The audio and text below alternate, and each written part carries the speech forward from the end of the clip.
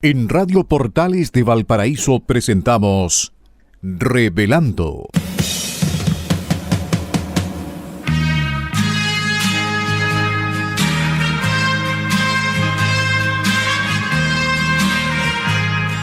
Un programa donde se abordan temas de actualidad, contingencia y la agenda cultural de la zona. Entrevistas del ámbito nacional e internacional. Revelando es presentado y auspiciado por Asofar AG, Asociación de Oficiales de la Armada de Chile en Retiro, Asociación Gremial. Con ustedes, Revelando en Radio Portales de Valparaíso. Muy buenas tardes, estimados auditores. Estamos en otro día, lunes más, con nuestro programa Revelando, auspiciado por Asofar, Asociación de Oficiales de la Fuerza Armada en Retiro, en el 89.5 Radio Portales, FM 840 Radio Portales AM. Estamos esta tarde con nuestro radiocontrolador Claudio Alvarado, quien nos saluda afectuosamente desde aquí al frente. Y estamos con Maximiliano Duarte, un conductor y compañero radial permanente nuestro, que no habíamos estado hacía mucho tiempo. Maximiliano, te damos las buenas tardes en este día lunes de programa Revelando de Asofar. Buenas tardes, María Eugenia, y también buenas tardes a todos nuestros auditores que nos escuchan hasta ahora. Y sí, se hizo bastante tiempo, hace tiempo que no nos veíamos las caras, así que feliz de estar acá nuevamente. Sí, igualmente. Bueno, tenemos muchos temas. Ustedes saben que Valparaíso, Viña del Mar, la comuna, la región, las comunas región da para mucho. Este país ha estado muy convulsionado el último tiempo, no solo en el tema físico, geográfico, social, sino que en el político. Y de políticos, lo primero que queremos hablar con Maximiliano esta tarde, vamos a hablar del año que lleva nuestro presidente Boric en el gobierno. Ha sido un año tumultuoso, difícil. Tal vez ni él pensó que podía ser tan difícil, o él dijo de antemano, dijo, no, yo no soy para presidente, y parece que está cumpliendo con la falacia que él mismo autodeterminó. Yo no sirvo para presidente. Claro, ¿Te acuerdas que lo dijo un año antes cuando lo entrevistaron? Lo dijo cuando comenzó a sonar para las primarias, y él decía que no se veía como presidente por un tema de falta de experiencia, ¿no? Claro. Y bueno, la verdad es que cuando uno ve lo que ha pasado el último año, nadie puede sacar cuenta alegre del año del gobierno. Ni siquiera los más eufóricos del gobierno, lo que podríamos decir la base de apoyo más dura del gobierno, saca cuenta alegre, partiendo por el tema de la adhesión ciudadana. Este fue un gobierno que comenzó con una base de apoyo de un 25-30%, si recordamos lo que fue la primera vuelta. Sí, absolutamente. Y todos los analistas han dicho que la votación que sacó en segunda vuelta fueron la mitad de los votos prestados. Y la verdad que cuando uno ve cómo ha terminado la aprobación ciudadana del gobierno, uno efectivamente se da cuenta de que quien apoya al gobierno hoy no es más que su base dura. O sea, ayer salió la encuesta Academ y se hacía un análisis que yo creo que es bien lapidario respecto a la percepción del primer año de gobierno. Y es que cuando uno compara el primer año de todos los gobiernos que han existido desde el año 90 a la fecha, el gobierno de Boric es el que tiene el peor grado de aprobación, solamente un 35% de aprobación. Incluso el gobierno de Sebastián Piñera, el segundo que sabemos cómo terminó, el primer año había terminado con un 47% de aprobación. Una diferencia de 12 puntos. Claro, y eso fue porque tuvo una posición muy dura, que es esta gente que hoy está en el gobierno, porque se encargaron de negar la sal y el agua. Esa oposición dura que fueron ellos los que actualmente están en gobierno, no quisieron prestarle ropa para nada, no quisieron apoyar ninguna de las leyes tributarias, leyes de seguridad, etcétera. Entonces el gobierno se vio atado de manos. Claro, pasa mucho que uno es esclavo de sus propias palabras, y resulta que cuando uno ve las declaraciones del Boric, diputado de oposición, y ve la de ahora de presidente, realmente, por decirlo de alguna manera, impactante el cómo cambia el criterio de manera tan rápida. Hay varios ejemplos sobre esto. Yo me acuerdo un caso donde Giorgio Jackson en la campaña, ya en la campaña para... No, ni siquiera la campaña, ya una vez cuando había sido electo presidente Boric, y estaban, no sé si te acuerdas, en este periodo que se llamaba la moneda chica, sí. Antes de que asumieran, estaban en un edificio que lo prestó la Universidad de Chile, donde tenían el gabinete de lo que iba a ser el gabinete futuro, claro. Y ahí uno escuchaba las declaraciones de Giorgio Jackson y Schiasic, donde ellos dicen que nunca iban, por ejemplo, a prorrogar el estado de emergencia en la Araucanía. Y claro, ellos asumen el gobierno y efectivamente no lo prorrogan, pero resulta que con la fuerza de los acontecimientos y la necesidad final e imperiosa que existiera en esa zona, ya llevamos 18 prórrogas de estado de excepción durante el gobierno de Boric. O sea, Esto partió en mayo del año pasado y ya llevamos 18 prórrogas de estado de excepción. Absolutamente. El tema del TPP-11, que se hablaba de que ellos están muy contrarios al TPP-11, el subsecretario Humada, que tenía una opinión muy crítica, que hablaba de que esta era política imperialista, que impedían que la soberanía sobre los recursos naturales, etcétera. Resulta que en el último mensaje presidencial que se dio en cadena nacional, si uno lo quiere poner en ese estilo, que fue justamente luego del cambio de gabinete, él valoraba, el mismo presidente Boric valoraba la firma de los acuerdos comerciales que permitían ahora la colaboración internacional de Chile con sus socios comerciales. Claro. O sea, estaba celebrando el acuerdo con la Unión Europea y el TPP-11. Claro. O sea, no lo iban a firmar y ahora lo celebran. Claro. Entonces tenemos el tema de la Araucanía, el tema del TPP-11. La refundación de Carabineros. Refundación de Carabineros, que ahora ya no hay refundación, sino que sí hay mayor apoyo institucional. El gobierno ha tomado un discurso que apoya a Carabineros. Será creíble o no el discurso, pero es un discurso que parece ser con mano dura contra la delincuencia, apoyando a Carabineros, dándole todo el apoyo institucional, lo que fue también en su momento la aplicación de la Ley de Seguridad del Estado, que ellos dijeron que nunca iban a aplicar esa ley, y la han aplicado, de manera bien permanente básicamente. Y ahí unos ejemplos suman y siguen. Los sueldos de los funcionarios públicos, la condonación del CAE. Pero lo que pasó, y a mí esto me parece realmente terrible, que fue en su momento una posición donde incluso se le llamó que había un manejo criminal de la pandemia. Absolutamente. El criminal, y se acusó, y esto la gente, que esto yo creo que no lo podemos olvidar, pero se acusó constitucionalmente el ministro de Educación porque quería que los niños volvieran a clase. Chile fue el único país del mundo donde los niños más perdieron clases en el mundo y donde el daño que se le ha hecho a las generaciones de primero básico, segundo básico, hay muchos niños que hoy día no saben leer y escribir porque un grupo de parlamentarios que muy voluntaristas se oponía a que los niños volvieran a clase. Y resulta que ahora también asume el gobierno la autocrítica de que eso fue un error y de que lo último que deben cerrar son las escuelas. Entonces, pero el daño ya está hecho, ¿no? Absolutamente, y grave. Un daño grave, y se opta por una solución parche, que no es la solución, sino esconder el problema, que el gobierno tomó la decisión de que este año no haya CIMSE. Claro, porque saben que los resultados van a ser catastróficos. Lo que fue con el caso de la prueba de selección universitaria, que ya no recuerdo cuál era el nuevo nombre de la prueba, pero resulta el PAES que ahora, actualmente, y antes era la prueba claro, también. La PSU era el PAES, y resulta que el resultado de los colegios emblemáticos o de los colegios públicos fueron realmente nefastos. O sea, el Instituto Nacional no está ni siquiera entre los 100 mejores establecimientos educacionales. O sea, lo que fue el Instituto Nacional, cuna de presidentes, de diputados, de senadores, etcétera, etcétera, cuna de grandes personalidades de Chile. Lo que fue el retiro de los 10%, donde ellos hicieron campaña electoral prometiendo el retiro del 10%, y luego que ya está en el gobierno se dan cuenta de que su aprobación produciría daño catastrófico a las clases medias.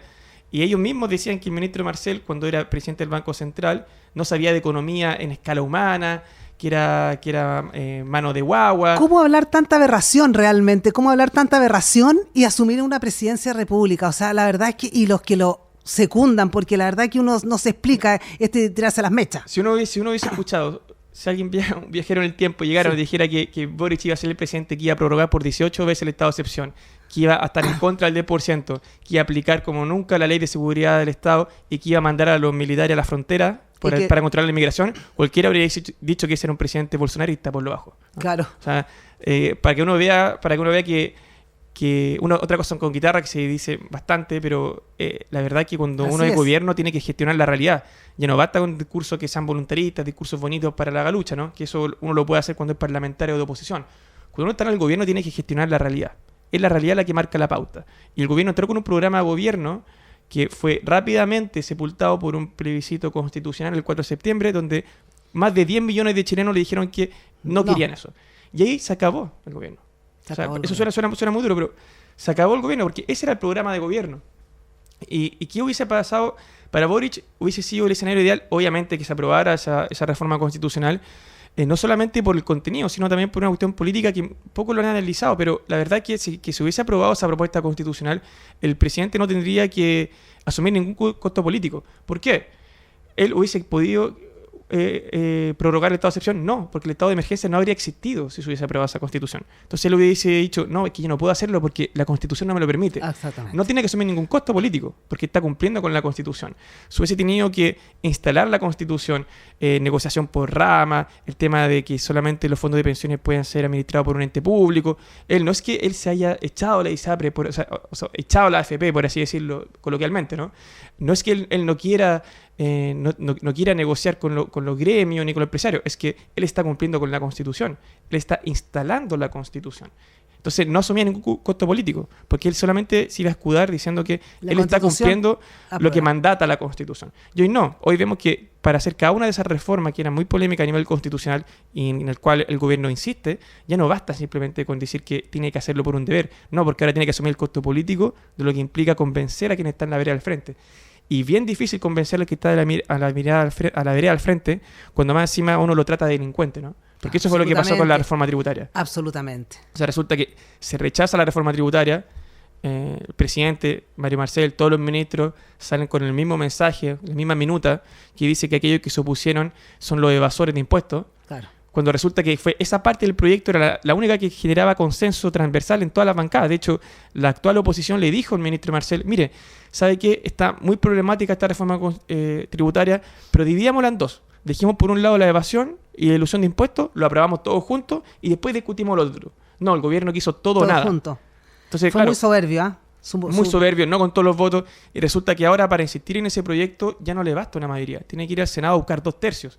Pero ¿cómo tú buscas 2/3 con alguien? ¿Cómo yo me siento a negociar con alguien a quien yo lo traté de delincuente hace un par de minutos, ¿no? O sea, imagínate, yo te digo, oye, vamos a juntarnos a tomar un café, María Eugenia, vamos a la radio a tomar un café, pero te trato de delincuente, tal por cual. Y después estamos muy amigos aquí en la radio. ¿Con qué cara me vengo a sentar contigo a hablar de la radio? Por ningún motivo. Eso es lo que está pasando y esos son errores que son muy infantiles y uno los puede tomar cuando hay oposición, cuando no tiene un costo político, cuando no tiene que gestionar el aparato público. Pero cuando uno está a cargo de gestionar eso, de hacer que la realidad, transformar la realidad para que los chilenos vivan mejor, uno no puede pegarse esos errores porque se pagan muy caros. Absolutamente. Por ejemplo, hay otras cosas que también se dio una voltereta, digamos, muy grande, la migración irregular, que él no la iba a controlar, que tenía todo Chile, la gente tenía que pasar gratuitamente. Voy a crear un programa nacional para la primera acogida de las personas migrantes refugiadas y retornadas que entregue acceso a información en la primera etapa. Y ahora dice a quienes estén en situación irregular, o se regularizan o se van. Claro. Cambió 100%, ¿te fijas? Mira, fíjate de transporte. Fíjate, María Eugenia, que en el último cambio de gabinete, quien iba a entrar como canciller no era Van Craveren. No era Van Craveren. No recuerdo el nombre con exactitud ahora, pero al final la bajaron a quien iba a ser la nueva canciller, por una declaración en Twitter donde ella justamente velaba por la inmigración irregular, ¿no? Y decía, oiga, el derecho a migrar, etcétera, y dicen que eso fue lo que le costó el puesto, o sea, el haber declarado hace un tiempo lo que el mismo gobierno declaraba en ese momento. O sea, aquí no hay ninguna... ahí volvió, digamos, a confirmar lo que el gobierno declaró en un minuto. Así es, entonces resulta que no solamente hay un cambio de opinión en el gobierno por la necesidad de los hechos, sino que incluso aquellos que en ese momento afirmaban lo que el gobierno afirmaba, que no eran inconsecuentes, porque el gobierno realmente pensaba en eso, eran leales a ese mensaje, quienes lo afirmaban hace tiempo, hoy en día están vetados para ingresar siquiera al gobierno, porque saben que la ciudadanía ya cambió de discurso, ya cambió de eje. O sea, el 4 de septiembre no solo fue un golpe así como momentáneo, fue un golpe a largo plazo. Porque todo esto ha sido un golpe a largo plazo al presidente y su política ha sido realmente una política que no tiene una visión clara, no sabe dónde va. Lo dice Isabel Pla, Mercurio Santiago ayer, él está reafirmando que una ruta confusa. Es que el gobierno... Patricio Navia hizo lo mismo. Sí. No tiene una visión clara, no sabe cuál es el problema, no sabe lo que quiere porque está dividido en dos mundos, entre Frente Amplio y Partido Comunista. Claro. Y resulta, y también si uno ve el cambio de gabinete, basta con constatar la media de edad. O sea, hoy en día estamos ante un gabinete ministerial que la media de edad es de 53 años. Claro. O sea, cambió completamente y también los amigos. También, claro, los amigos cambiaron y también el eje de poder hoy en día está muy cargado hacia lo que es el Partido Socialista, ¿no? Que eran los culpables de los últimos 30 años, básicamente, claro, quienes habían integrado la exconcertación. Entonces, esto obviamente va a generar tensiones internas. Ellos no están muy claros todavía cuál debiese ser el equilibrio de poderes porque también tenemos decisiones que incluso han sido cuestionadas por partidos que son leales al gobierno, lo que pasó con el Partido Liberal, que tenían un ministro que era Juan Carlos García, que finalmente, que de Partido Liberal, que era el ministro de Obras Públicas, que lo sacan del gabinete para cumplir con la cuota de género, y resulta que con eso dejaron al Partido Liberal fuera del gabinete ministerial. Absolutamente. Que hacía un partido leal al gobierno. Y esto llevó a que incluso el comité central del partido tuviese una jornada de reflexión para ver cuál iba a ser, digamos, las nuevas relaciones con el gobierno. Entonces ahí uno ve que es un gobierno que todavía no forma una base sólida de apoyo político. ¿Tú crees que va a formar una base sólida en el próximo tiempo, Maximiliano, pensando, digamos, en lo que ha sido este año, que el presidente está totalmente descentrado, desfocalizado? Sí. Entonces, tenemos, lamentablemente para todos los chilenos, un presidente así, un gobierno así, que es triste, digamos, porque no se llega muy lejos, afortunadamente, dando pasos hacia atrás y reculando, pero resulta que aquí vienen estos 3 años. ¿Tú crees que él va a lograr algo en estos 3 años y teniendo a su ministro Giorgio Jackson? Porque aquí en este minuto la que mejor maneja o la que pareciera mejor manejar dentro de es la Carolina Toá. Sí, y Carolina Toá, perdón, es del PPD. Claro. Y resulta que... concertacionista, digamos. Claro, y resulta que ahí también se está jugando un tema estratégico de alianza, porque cuando uno ve, por ejemplo, lo que son las próximas elecciones que vienen, que son las de convencionales consejeros constituyentes, sí. El PPD no va con la misma coalición del Partido Socialista en el Frente Amplio. Ahí tenemos que recordar que el sistema de la formación de alianza cambió. Ahí el PPD va con la democracia cristiana y no va con el Partido Socialista. El Partido Socialista va con el Frente Amplio. Entonces resulta que ni siquiera existen alianzas electorales que sean, por así decirlo, un reflejo de lo que ocurre hoy en día en las alianzas de gobierno. Entonces por eso digo que está muy movido el tema en la centroizquierda, también porque cada señal del gobierno de irse más hacia el centro es una cachetada al Partido Comunista. Absolutamente. Entonces el Partido Comunista se pone furioso, los frente amplistas que no saben para dónde tirar, o sea, son para el gobierno, para la parte del gobierno obviamente, son más comunistas obviamente, pero dicen aquí, estamos todos como esperando la decisión del presidente y la decisión del presidente se equivoca. Claro, entonces, no muestra una ruta. En algún momento yo creo que va a haber una tensión mayor cuando se acerque, digamos, a las elecciones realmente importantes, lo que van a ser la de gobiernos locales o la próxima parlamentaria, incluso la presidencial, porque ahí yo creo que dependiendo de cómo esté la posición que tenga la ciudadanía respecto al gobierno, es posible, y habrá que ver cuál va a ser el rol que va a jugar el Partido Socialista. Si va a volver con su aliado histórico o si se va a mantener con el Frente Amplio. Yo creo que esa no va a ser una decisión muy, muy fácil de tomar y seguramente se va a tomar una vez que se tengan los resultados en la mano con algunas elecciones. Yo creo que la primera prueba va a ser la de consejeros constitucionales. El 7 de mayo. Aunque yo creo que el 7 de mayo, para ser bien honesto, me parece que la alianza del Frente Amplio y el Partido Socialista va a ser mucho más sólida, va a tener mucho más candidatos electos que lo que va a tener la exconcertación. A mí me parece que lo que está haciendo el PPD o la DC es un trabajo más de mediano a largo plazo. Es tratar de generar hoy la diferencia para recoger los frutos en unos años más. Yo no creo que estén pensando en que esa alianza va a traer frutos en lo inmediato, ¿no? Porque es bien difícil. Y habrá que ver también lo que ocurre en la vereda al frente, ¿no? Cómo se comporta el republicano, Chile Vamos. Pero ya para cerrar, siento que nos desviamos quizá un poco de la pregunta inicial. Si uno hace el primer análisis de lo que fue el primer año, yo diría que fue un año de bastante inconsecuencia discursiva respecto a lo que fue el gobierno cuando era oposición, bastante inconsecuencia y también con muy poco avance por una cuestión también, no sé si de soberbia. Soberbia total. Pero lo que pasó con la reforma tributaria ya permite anticipar lo que va a ser la reforma de pensiones, lo que va a ser la reforma también, o la posible reforma. Yo creo que la de Carabineros ya derechamente no va. No. Y lo que va a ser también la discusión sobre el proceso constitucional. O sea, ojalá que no se mantenga este ánimo también revanchista eternamente, tan polarizado, cuando las señales políticas, al menos de lo que es el Consejo de Expertos, da luces distintas, ¿no? Pero, a ver, los principales temas que aquejan a la ciudadanía, en general, a todos nosotros, seguridad, primero que nada, y él no ha invertido suficiente en seguridad, no ha hablado suficiente. La seguridad para él parece que es como la migración, es por ahí una frontera, pero él le ha costado la seguridad en el sur, le ha costado mucho. Los jueces le ha costado mucho todos los incendios, porque esos son temas de seguridad, pero netos. Y él no avanza en eso. Mientras él siga teniendo problemas con seguridad, los republicanos sigan ganando Claro. canchas, sigan ganando terreno, es mi pregunta. Porque yo pienso que así es. Porque mientras no se solucione seguridad, pensiones, educación y salud. No, es que efectivamente así Entonces, esos problemas no están solucionados. ¿Y quién gana terreno ahí? Porque la derecha está dividida. Republicanos no, se mantiene en un solo bloque, Sí. fuerte, firme. ¿Y quién va ganando ahí entonces? No es que gane, pero me refiero a quién va aumentando su terreno, su capacidad negociadora. Ese es el punto. Claro. Mira, yo pienso que tiene toda la razón. Un tema también, y volviendo a lo discursivo, también hay discursos que son bien contradictorios. Recuerdo cuando pasó el tema de los incendios acá en Viña del Mar. Claro. Y el lo 20 primero de que se hizo diciembre. fue discurso que a todo nivel, a nivel presidencial, gobierno regional, municipio, que esto era un problema de la inmobiliaria. Que casi que era que casi sí, que- siempre estamos casi culpando a que alguien. intencionalmente la inmobiliaria, y esto siguió un caso que eran realmente absurdos. Si yo recuerdo que la alcaldesa Ripamonti decía o sugería que la inmobiliaria estaban quemando, digamos, lo que era el jardín botánico. Cuando el jardín botánico es un terreno que es público y lo administra una corporación, una fundación de la cual ella misma pertenece, es miembro del directorio.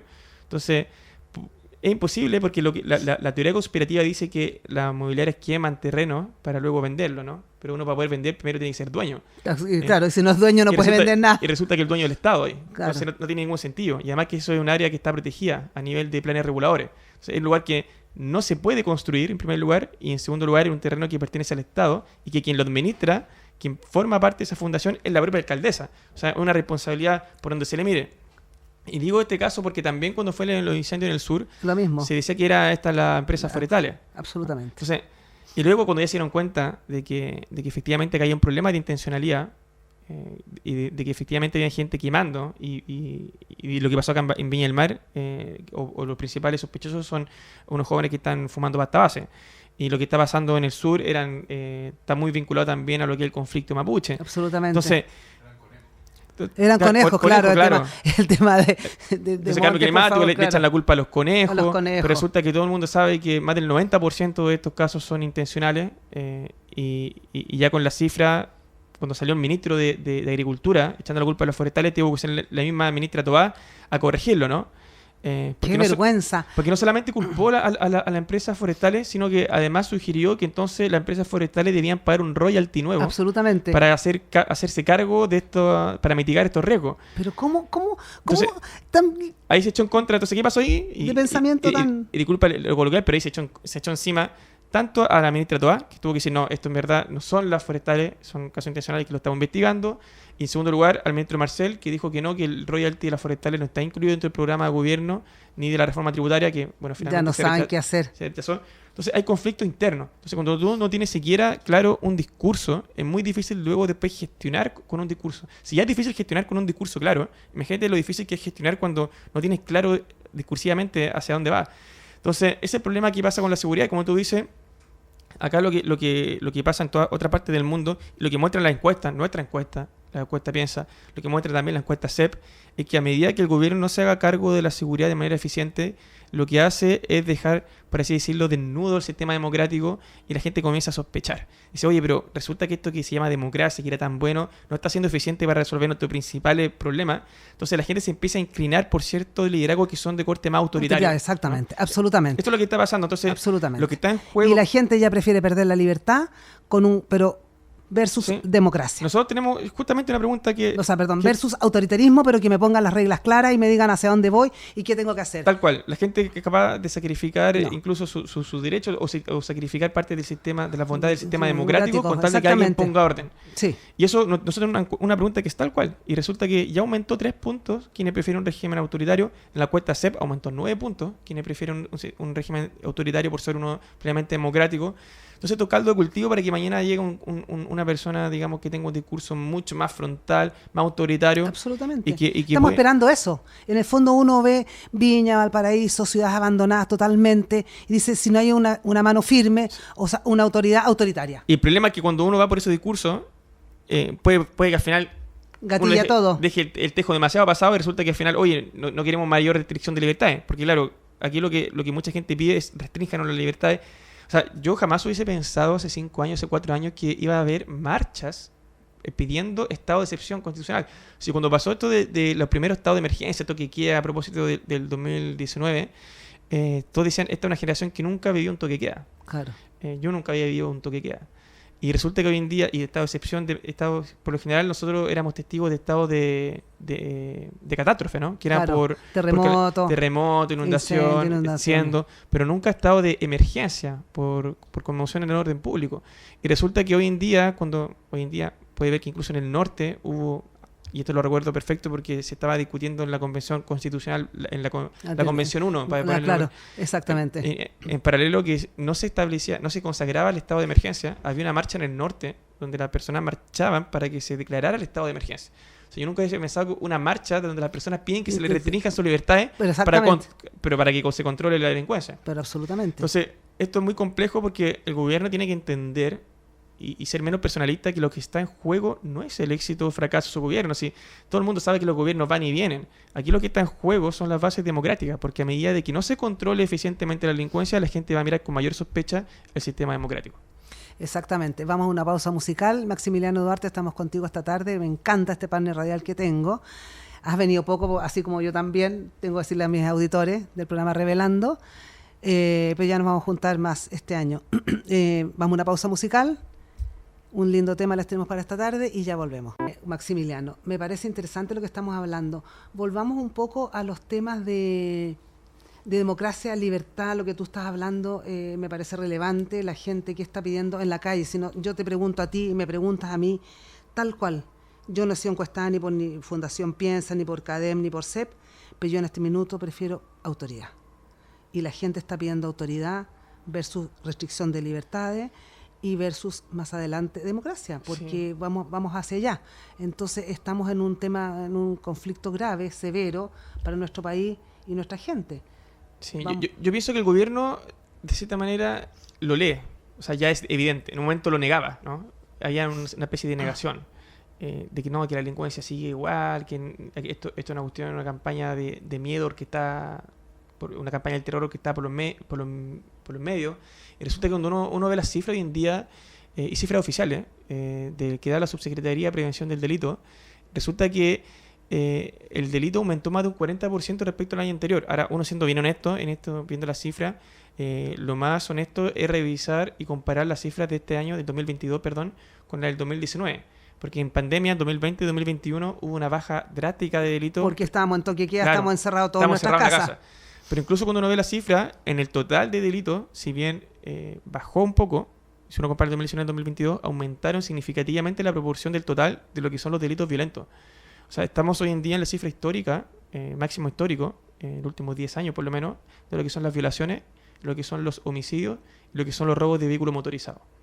O sea, hay un tipo de delito hoy en día, y esto lo dijo, no lo invento yo, lo dijo la misma ministra Toá en diciembre, hay un nuevo modus operandi del delito que también está importado también del extranjero en ciertos casos y que dice relación con las bandas criminales, extorsiones, los temas de los sicariatos.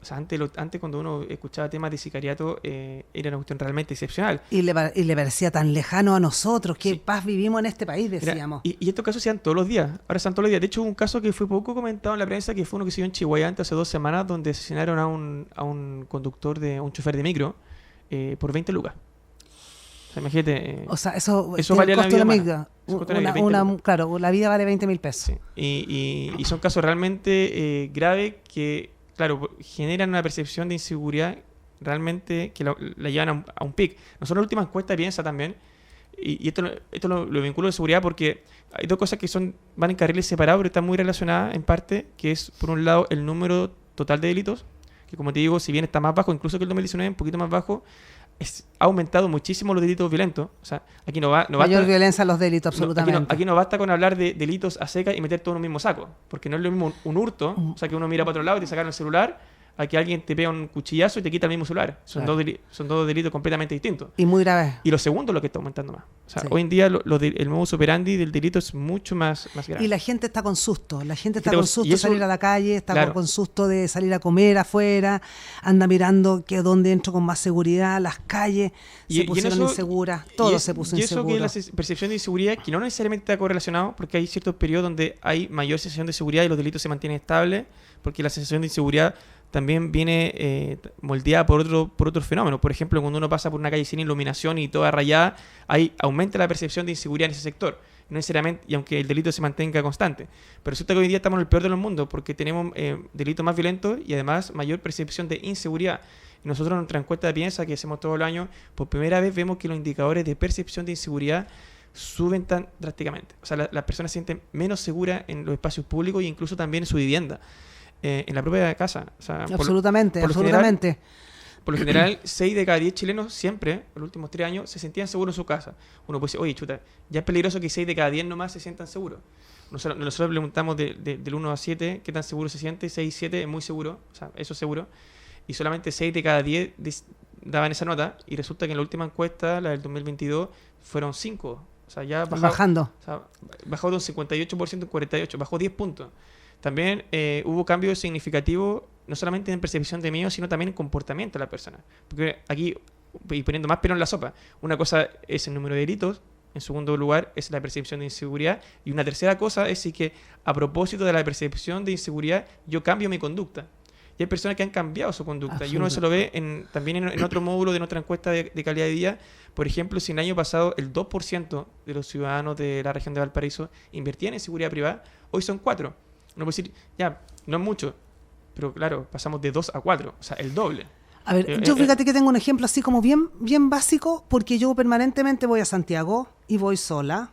No lo voy a decir mucho en qué fechas voy para que la gente no sepa, pero voy sola porque voy a ver a la familia, qué sé yo, otras veces voy con marido, voy con hijos.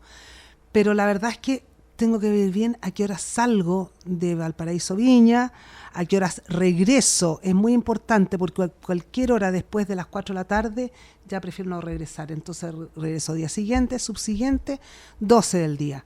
Y siempre con cierto temor en algunas, ya ha pasado la costanera, las encerronas, porque las encerronas están habituales y nadie sabe. Entonces, nada que sea con oscuridad, ni de ida, ni de regreso, nada. O sea, tengo que andar buscando, entonces digo, ¿qué días me acomodan por tal y cual cosa? Y eso le pasará a muchos, sí, y muchas.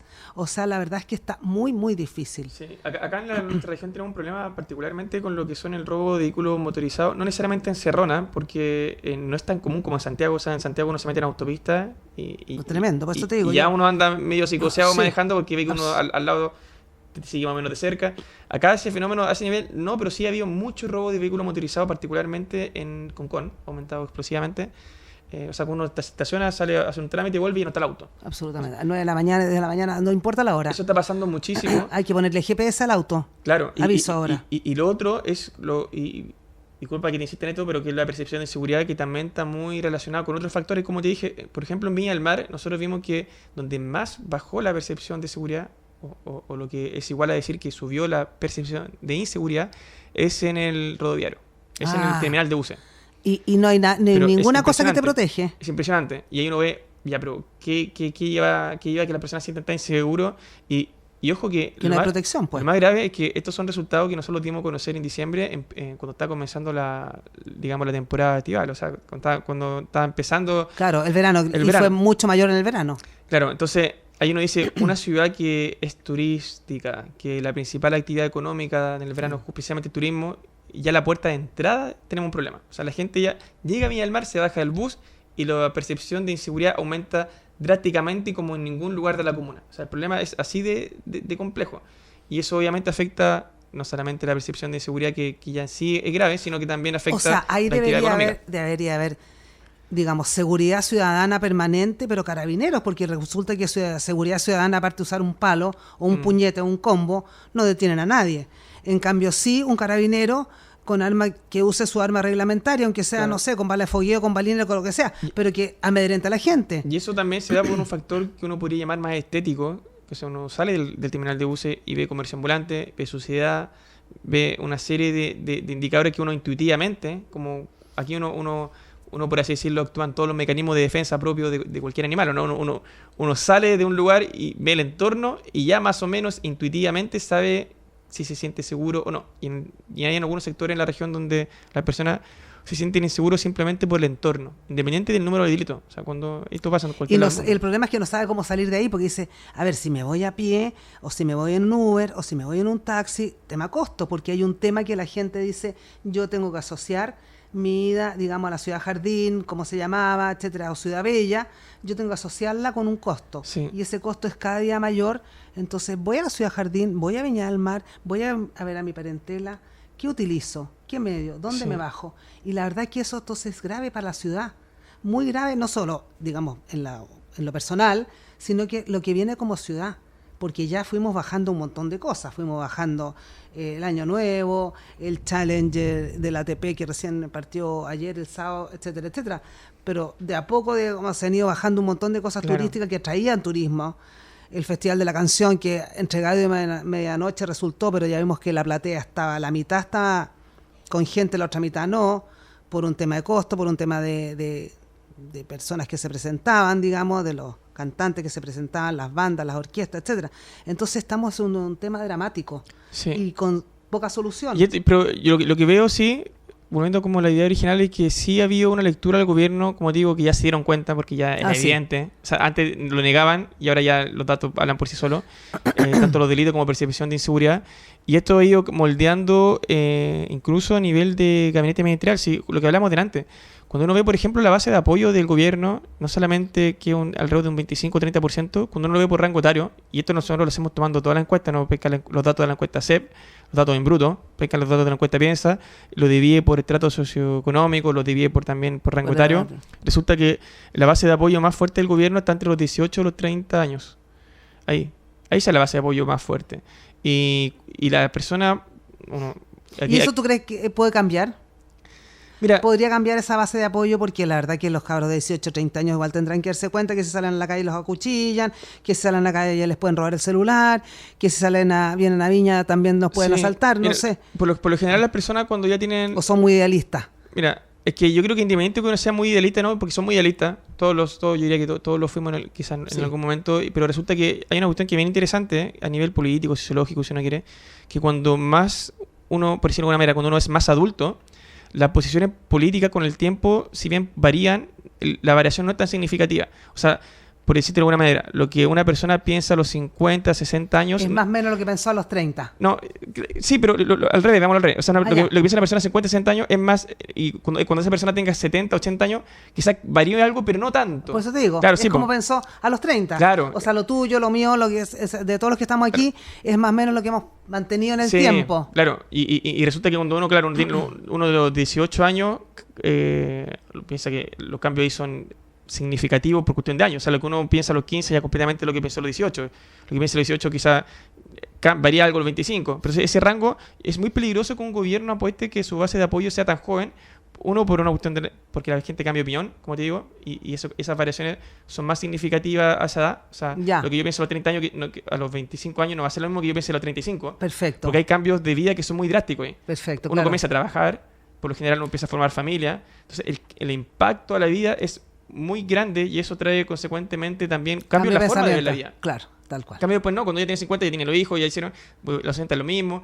El cambio no varía tanto. Entonces, es difícil apostar por una masa de gente que tiene un pensamiento que es más volátil, es un riesgo muy alto. Y lo segundo, que hay una cuestión que es un hecho de la causa, que te dicen que de acá a 20 años más del 80% va a ser población adulta. Entonces, si tú apuestas a los jóvenes que tienen una opinión más volátil, porque no es que tú puedas apostar a los jóvenes porque piensas que los jóvenes a nivel demográfico siempre van a ser mayoría, porque la pirámide está invertida hoy en día. Absolutamente. ¿Sí? Esto es lo mismo que uno Es habla una cebolla. a nivel de pensiones, uno lo puede hablar a nivel político. Entonces, cuando tú apuestas a una base de apoyo tan joven, uno tiene que entender que esa base de apoyo, si es que está la pirámide demográfica invertida, no es ganancia a largo plazo. ¿Es una cebolla o una pera? Entonces, ganancia a muy corto plazo. Y yo creo que eso se hace porque el beneficio que tiene apostar por una base de jóvenes que son políticamente más activos. O sea, tampoco tienen tantas responsabilidades. Tú puedes decir, oye, juntemos un sábado 11 de marzo a las 12 del día a mover banderas fuera de la moneda, y lo hacen.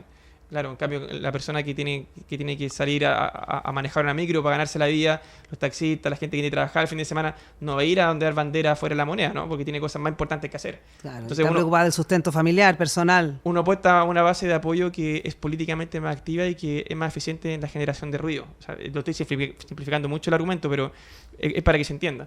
Y por eso digo yo que uno ve estos cambios también, porque cuando uno relaciona seguridad, por lo general lo vincula a ciertos liderazgos que tienen una experiencia vital más rica, que tienen más edad.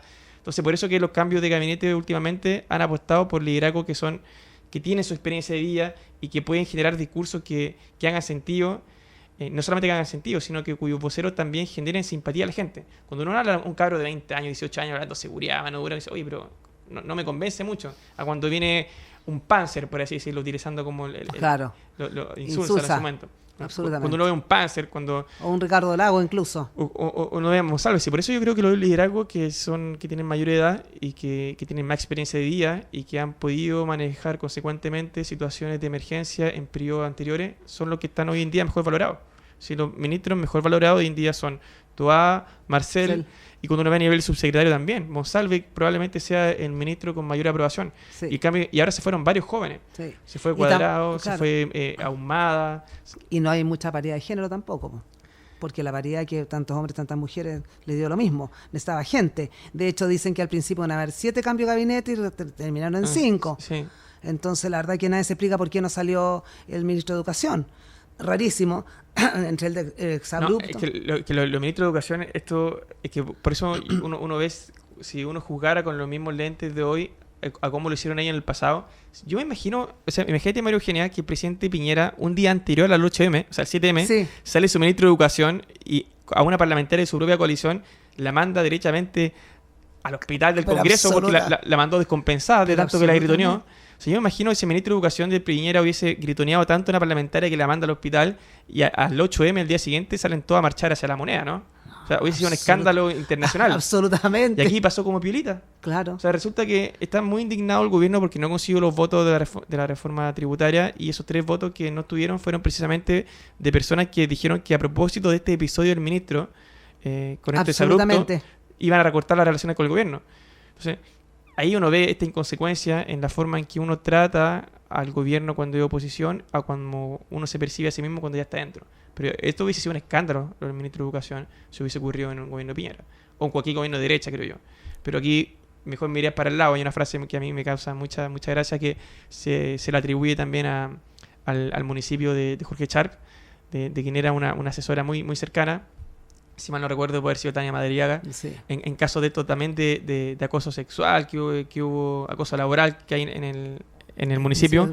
Sí, hay un caso bien emblemático que se denuncia a alguien del Frente Amplio y ella dice, no, a ver, al compañero se le educa, no se le denuncia, ¿no? O sea, y uno ve como la diferencia de trato. Y uno puede ir también, estoy yendo al ministro Ávila, ¿por qué no pagó los costos? No, pero a ver, eduquemos al ministro, no lo denunciemos. O sea, no puede ser que estamos nosotros, la gente hablando de educar al ministro cuando el ministro nos tiene que educar a nosotros. Y segundo, con lo que ha propuesto, porque en educación algo que sea serio, de peso, no ha propuesto nada.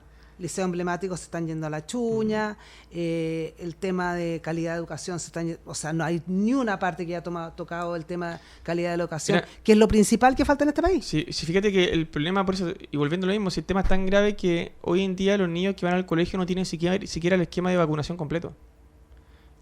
Claro, porque mucho se habló de que el gobierno anterior había sido un gobierno criminal, incluso por el tema del manejo de la pandemia. Y lo iban al ministro, al presidente también lo iban a acusar. Al presidente lo habían acusado. A Mañalich. También, claro. Entonces, a todo fuera. Al ministro de Educación por querer que los niños se mantengan en el colegio. Y entonces ahora, ¿cómo quiere cocinar votos con la derecha? Le va a costar mucho. Le va a costar mucho y también que las propuestas son malas. Ese es el punto. Si por último uno podría decir acá son obsecuentes, no quieren, nos niegan la sal y el agua. Pero resulta que el eje a veces está muy distorsionado respecto del corazón de la propuesta con lo que piensa la gente y con lo que son los problemas hoy en día. Porque también, ojo, que es muy probable que el gobierno insista en el proyecto de la negociación por rama, que implica esto que se negocie por rubro, que ya fue muy discutido y fue muy criticado en la reforma constitucional, el proceso que fracasó. Pero también, ojo, que hoy en día el principal problema de Chile no es que no haya negociación por rama o negociación por entre empresas, etcétera. El gran problema de Chile hoy en día en el ámbito laboral es que hay muchas personas, millones de personas que están trabajando en la informalidad laboral. Entonces, son personas que no cotizan, que lo imponen, obviamente, y que también generan un problema social mayúsculo. Y resulta que no podemos simplemente ver que el problema acá es la negociación dentro del empleo formal, cuando ¿qué hacemos con los que están de manera informal? Que genera incentivo para que aumente la base de trabajadores formales. Entonces ahí uno ve nuevamente una medida que está en una sintonía completamente distinta a lo que son los problemas hoy en día. Que quizás hace 3 años, 2 años, quizás uno puede decir, ya, te lo compro, porque efectivamente estos son los problemas. Pero cuando uno ve la encuesta, cuando uno ve la necesidad de los chilenos, hoy la realidad es completamente distinta. ¿Sí? Ese es el gran drama que tiene el gobierno. Y mientras ellos no sepan negociar grandes acuerdos, que podrán ser... Mira, quizás la reforma tributaria, quizás ya el gobierno va a tener que asumir el costo y tener que decir, bueno, si no se negocia este año y tiene que ser un año más... Está asumiendo tanto el costo que el mismo presidente dijo, vamos a dialogar hasta que duela. Claro. O sea, la verdad es que eso es una vuelta carnero tremenda para ellos. Yo creo pues, que hoy en día cuando uno ve el cuando programa, nunca quisieron negociar nada hasta que duela. o sea, para dejarlo bien claro, es imposible que el gobierno apruebe sus propuestas de la forma en que estas fueron diseñadas. Es imposible. No hay votos. Ni siquiera están los votos de su coalición. Y acá ni siquiera estamos hablando de que... Porque uno lo que podía hacer antes era echarle la culpa a los quórums supramayoritarios, ¿no? O sea, no, que en esta medida a mí no me basta la mayoría simple. Necesito 3/5, 4/7, etcétera. Pero resulta que hoy estamos viendo que incluso hay problemas para aprobar leyes de quórum simple. O sea, el gobierno no es capaz de ganar 50+1 en votaciones. Entonces eso ya lo hace bastante complejo. En el Senado está 50-50. Se tiene que convencer al menos a uno del frente. ¿Y cómo no eres capaz de convencer a uno? O sea, también hay que tener una autocrítica. ¿Qué puedo hacer yo para convencer a uno del otro lado? Pero es que ahí está la soberbia de ellos. Pero una pregunta. ¿Cómo enfrentarías o qué solución le ves tú al problema de seguridad principalmente en la macrozona sur? ¿Cómo se hace eso? Porque la verdad que la negociación o lo que intentó hacer la ministra Sichel fue un desastre, que por supuesto no logró nada.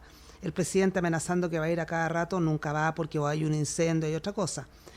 ¿Cómo? Porque la verdad que parece que Chile está constreñido en este momento, y en el norte estamos afligidos, ¿no es cierto?, por la inmigración ilegal, el narcotráfico, etcétera. Entonces, Chile está constreñido a la zona central, cuarta, quinta, sexta región, punto, y de ahí en adelante que cada día se desmembra más. ¿Qué hace el gobierno? ¿Qué debería hacer, según tú? ¿Cómo se soluciona, cómo se ataca eso? Mira, primero tienen que reconocer que hay un problema que es de fondo, y primero tienen que reconocer que el terrorismo existe. Porque también hay un discurso que niega que claro, no existía el terrorismo. Cuando tú niegas el terrorismo no puedes utilizar la herramienta que implica enfrentarlo. Entonces primero hay que sincerar que efectivamente hay un problema. Tiene que sincerar también que el diálogo, que tienen que sincerar también que muchos de las personas, porque acá estamos hablando que el pueblo mapuche, más del 99% son gente honesta, que la gran mayoría quiere trabajar, que está inserta ya, incluso muchos no viven ahí, viven en Santiago incluso, y están insertas en el sistema institucional chileno, juega con las reglas del juego, no pretende una refundación, se sienten cómodos, se sienten chilenos. Absolutamente. Son chilenos, Bernardo Higgins lo dijo desde el principio. Pero si por algo la mayoría de los mapuches votaron en contra de la plurinacionalidad. Absolutamente, claro. La inmensa mayoría. Claro. O sea, ahí uno ve que el cambio de lo que es el discurso con la realidad. Tiene que entender que hay algunos que serán mapuche o no serán mapuche, que efectivamente generan actos terroristas. Y eso hay que aplicar la fuerza proporcional, la fuerza legítima del Estado. O sea, a ver, yo he escuchado varias veces, le he leído también, que aplicar la fuerza legítima del Estado es aplicar la fuerza de la Fuerza Armada. Pero aplicarla, no ir a asustar así como detente aquí. No, aplicarla. Bueno, que ahí en ese caso tú necesitarías, y hay quienes lo sugieren, que el estado de excepción constitucional que debe existir en la macrozona sur no es el de emergencia, es el estado de sitio. Ah, eso es. Entonces, eso implica una intensificación de la herramienta y de la libertad que tú puedes restringir. Pero eso lo veo bien difícil si que no existe un acuerdo nacional importante. Y quizás, no sé, yo no sabría decirte si por ahí va la solución, ¿no? Quizás la solución, porque fíjate, con el estado de emergencia, efectivamente han bajado los casos y han bajado drásticamente. O sea, aquí también hay una diferencia discursiva. En su momento decía el ministro Jackson, decía que la militarización de la Araucanía no había logrado nada, pero resulta que ahora con el estado de emergencia se ha probado empíricamente que el porcentaje de delito ha bajado. Pero esto tiene que ir también acompañado de planes sociales, y también la Araucanía tiene el problema no solamente de los incendios, de los delitos, del terrorismo, sino también que es la región más pobre de Chile. También se tiene que generar infraestructura, se tiene que repoblar, se tiene que generar incentivos para que ¿qué gente quiere ir ahí? Ese es el punto. Claro. ¿Tú te irías a poblar la región? Preguntémosle a nuestra gente. Señor, hagamos una entrevista en la calle, así radial. Veo y manual. Claro. No, claro, que si no hay seguridad es imposible. Eso tampoco hay que ir a la Araucanía. ¿Qué viene primero? ¿La seguridad y luego hago la infraestructura? Sí. ¿O hago infraestructura para que no haya haya más seguridad? O sea, no es necesario la Araucanía para constatar, y de hecho basta con que nosotros salgamos de acá, de este edificio donde estamos ahora conversando, y caminemos un par de cuadras para ver que justamente la seguridad lo que ha llevado a que haya tanta vacancia comercial en el centro de Valparaíso. Es cada día más vergonzoso. Si nosotros es apenador. Nosotros le preguntamos a los comerciantes en un estudio, hicimos una encuesta también, y les preguntamos cuáles eran los factores que más incidían en la vacancia comercial, que los nombraran, y dimos una parrilla de al menos 12 causas. En primer lugar, la delincuencia; segundo, el estallido social; tercero, la pandemia. Fíjate, estando casi en plena pandemia, uno podría pensar que la pandemia había afectado más a la vacancia comercial, y no. Ellos decían que era la delincuencia y el estallido social. De hecho, ahí pudimos constatar que los efectos de la pandemia era más bien un shock de corto plazo. La mayoría de los comerciantes acá del plan de Valparaíso que encuestamos nos decían que ellos, si bien tuvieron que cerrar en pandemia, la mayoría no despidió a trabajadores y que después de un tiempo volvieron a abrir. Pero que el mayor problema que a ellos les costaba lidiar era justamente la delincuencia y el estallido social. Que el estallido social había golpeado tan fuerte a la comuna que incluso en aquellos sectores, y esto uno lo puede constatar, nosotros lo pudimos constatar también, los sectores donde se daban las marchas, las manifestaciones, son justamente aquellas calles donde hay mayor porcentaje de vacancia comercial. Entonces, y eso en ese sector no se han recuperado. O sea, la gente no ha vuelto a poblar el centro comercial. No hay inversión pública ni privada en esos sectores. Y nadie quiere hacerlo. Entonces, ahí uno ve nadie quiere pintar porque al otro día le rayan todo, claro, igual. Y esto pasó, estamos hablando de algo que pasó hace 3 años y todavía tiene coletazos. O sea, el estallido social trajo shocks que tienen mayor perduración en tiempo que lo que fue la pandemia mundial más grande que hemos vivido, ¿no? Ahí uno ve la importancia. La delincuencia es más fuerte que eso. Bueno, muchas gracias, Maximiliano. Es una pena que tengamos que terminar nuestro programa aquí porque está muy interesante el tema. Por supuesto que volverás con nosotros. Nos despedimos de nuestros auditores en nuestro programa Revelando de día lunes. Un día lunes asoleado, maravilloso. Ojalá nos toque así permanentemente por el último mes que nos queda antes que llegue el otoño. Muchas gracias. Le habla María Eugenia Martínez. Se despide usted del radiocontrolador Claudio Alvarado y mi amigo Maximiliano Duarte, que nos acompaña conduciendo el programa y siendo un entrevistado favorable. Muy interesante. Muchas gracias. Hasta el próximo lunes. En Radio Portales de Valparaíso hemos presentado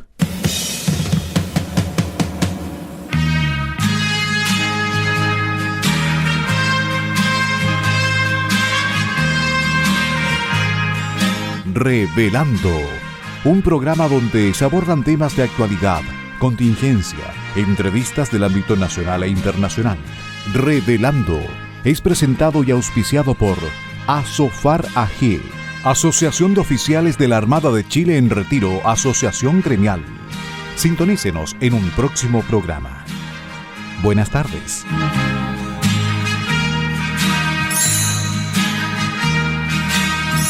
Las opiniones vertidas en este programa son de exclusiva responsabilidad de quienes las emiten y no representan necesariamente el pensamiento de Radio Portales de Valparaíso.